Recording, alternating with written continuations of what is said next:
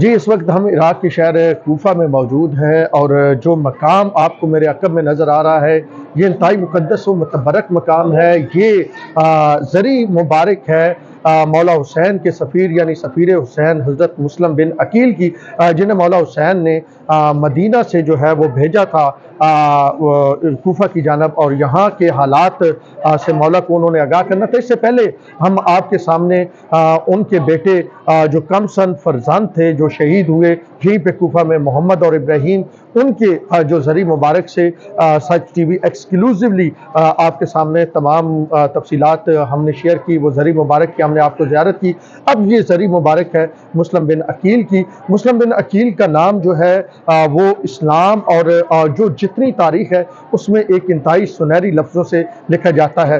یہ حضرت مسلم بن عقیل جو تھے وہ امام حسین علیہ السلام کے چچا زاد بھائی تھے، اور سفیر حسین کا لقب انہیں ملا تھا، اور وہ یہاں پہ آ کے مسلمانوں سے مولا حسین کے نام پہ کوفہ میں آ کے بیعت لے رہے تھے۔ پھر اس کے بعد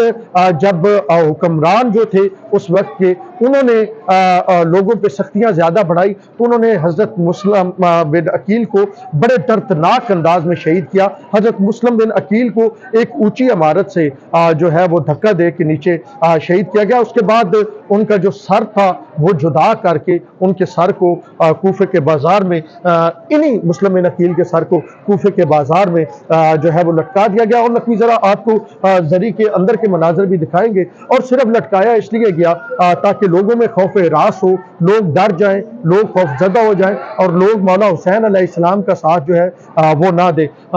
لیکن مسلم بن عقیل کی شہادت نے ان تمام چیزوں کو ایکسپوز کر دیا جو سازشیں مولا حسین علیہ السلام کے خلاف کی جا رہی تھی۔ تاہم دوسری طرف اگر دیکھیں تو کربلا کا آغاز بھی ہمیں یہیں سے ہوتا ہوا نظر آتا ہے کہ جب مسلم بن عقیل کی شہادت ہوتی ہے، ان کے بیٹے کمسن فرزند محمد اور ابراہیم کی شہادت ہوتی ہے، تو دراصل